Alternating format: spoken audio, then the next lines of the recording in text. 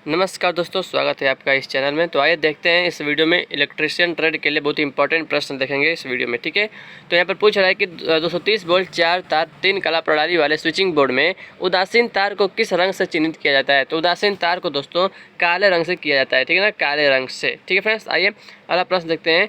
कहा कि A2XCY cable standard core में Y अक्षर किसको इंगित करता है। तो जो फ्रेंड्स Y अक्षर है वो PVC शीथ को जो है इंगित करता है। ठीक है, अगला प्रश्न देखते हैं। XLPE केबल में XLPE का पूर्ण स्वरूप यानी फुल फॉर्म क्या है दोस्तों।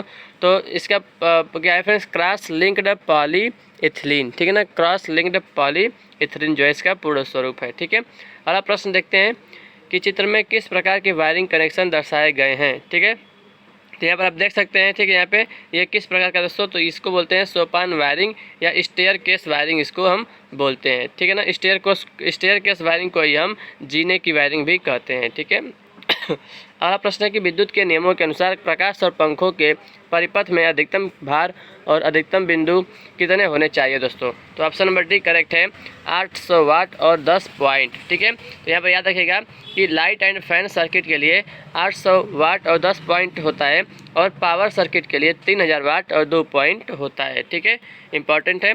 आइए फ्रेंड्स आगे बढ़ते हैं। BIS के अनुसार दिष्ट करंट की आपूर्ति में धनात्मक, ऋणात्मक और तटस्थ तार के रंग कोड क्रमशः क्या होते हैं।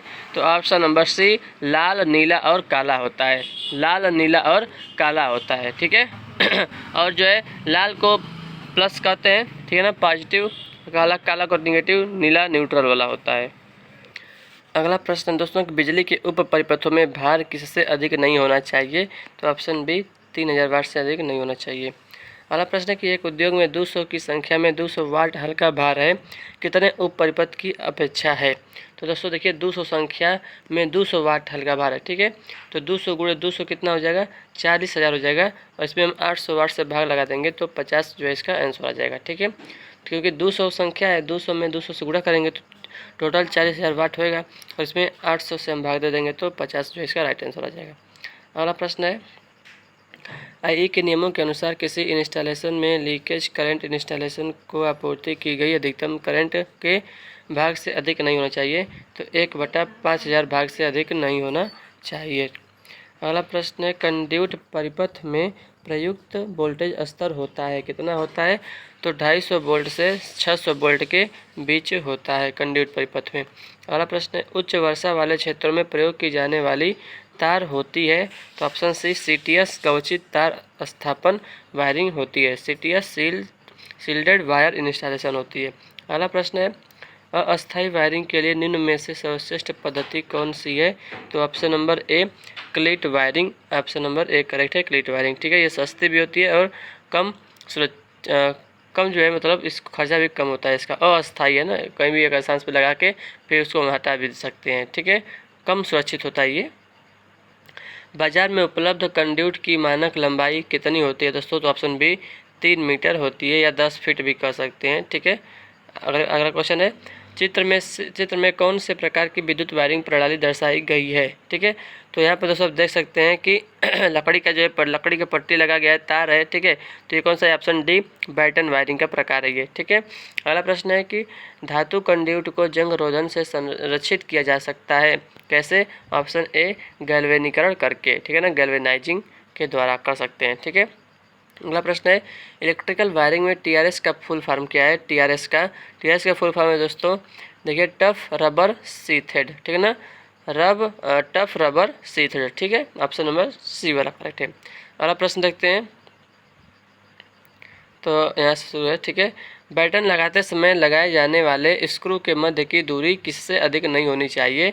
तो ऑप्शन नंबर डी 75 सेंटीमीटर से अधिक नहीं होनी चाहिए। ठीक है, होता तो 60 है लेकिन इसमें जो है 75 इसमें हम कर सकते हैं। ठीक है ना, 60 से अधिक नहीं होनी चाहिए तो इसमें 75 दिया और कोई ऑप्शन है नहीं 60 का बोला।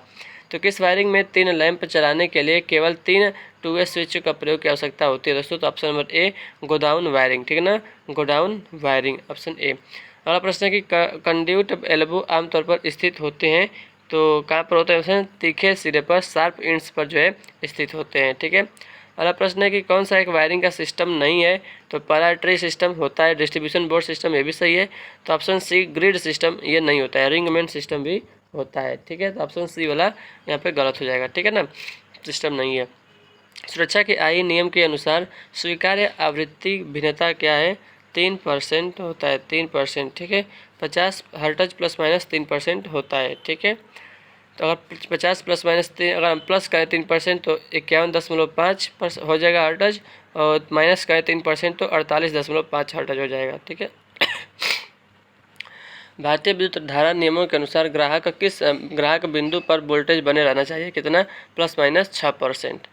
आईए नियमों के अनुसार उच्च वोल्टता लाइनों के लिए निम्नतम कंडक्टर का जमीन के ऊपर अंतर कितना होना चाहिए, तो ऑप्शन ए 20 फीट होना चाहिए, ठीक है। अगला प्रश्न है कि आईईई नियमन वर्ण निर्धारण के अनुसार 3 फेज एसी परिपथ का वाई फेज होता है, तो वाई फेज किस रंग का होता है, पीला रंग का होता है, ठीक है। और जो आर फेज है वो लाल रंग का होता है, और जो बी फेज है वो नीला रंग का होता है। अगला प्रश्न है कि सामान्यतः बस बार को किससे कम ऊंचाई पर खड़ा नहीं करना चाहिए बस बार को, तो ऑप्शन नंबर बी 2.75 मीटर से कम ऊंचाई पर खड़ा नहीं करना चाहिए, ठीक है। अगला प्रश्न है कि एक 10 SWG इलेक्ट्रोड का लगभग व्यास कितना होता है, तो ऑप्शन सी 3.3 mm होता है, ठीक है। आगे बढ़ते हैं, ECC का फुल फॉर्म क्या है, ECC का earth continuity conductor, option number B correct है, अर्थ कंटिन्यूटी कंडक्टर इसका राइट आंसर है, ठीक है। अगला प्रश्न है कि स्विच सॉकेट प्लग होल्डर इत्यादि किससे बने होते हैं, तो ऑप्शन डी बैकेलाइट से बने होते हैं, ठीक है दोस्तों। अगला प्रश्न है, इनमें से क्या बिजली के सर्किट में इस्तेमाल होने वाले स्विच का प्रकार है, तो ऑप्शन ए दिया single pole single throw, B है single pole double throw, C है डबल पोल सिंगल थ्रो, और डी है इन सब, तो यानी कि ऑल ऑफ दीज, तो ये सब सही है, ठीक है ना, सब इसका हम प्रयोग करते हैं बिजली के सर्किट में, ठीक है।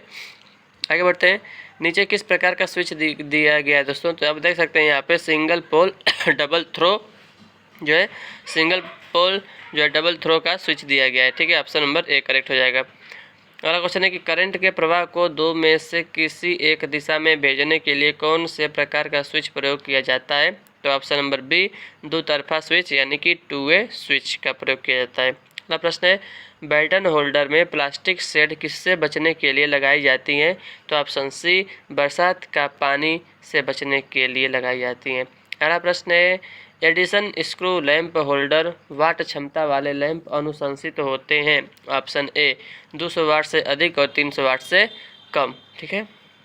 अगला प्रश्न है दोस्तों, 2 पिन सॉकेट और पिन का प्रयोग तब उपयोग किया जाता है जब एसेसरीज दोस्तों ऑप्शन सी दोहरी इंसुलेटेड हो, ठीक है, तब प्रयोग किया जाता है।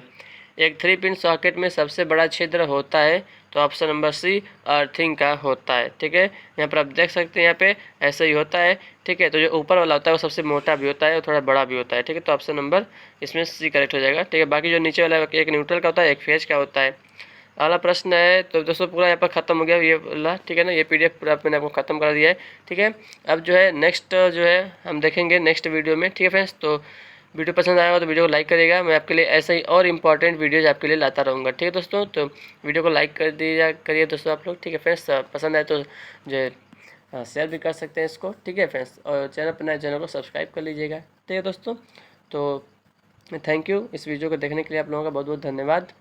दोस्तों आप लोग सब्सक्राइब नहीं करते हैं, लाइक नहीं करते हैं, तो दिल से बुरा लगता है भाई जी, भाई समझिए थोड़ा, ठीक है। आपके लिए बहुत मेहनत कर रहा हूँ आपके लिए, ठीक है फ्रेंड्स। तो thank you for watching this video.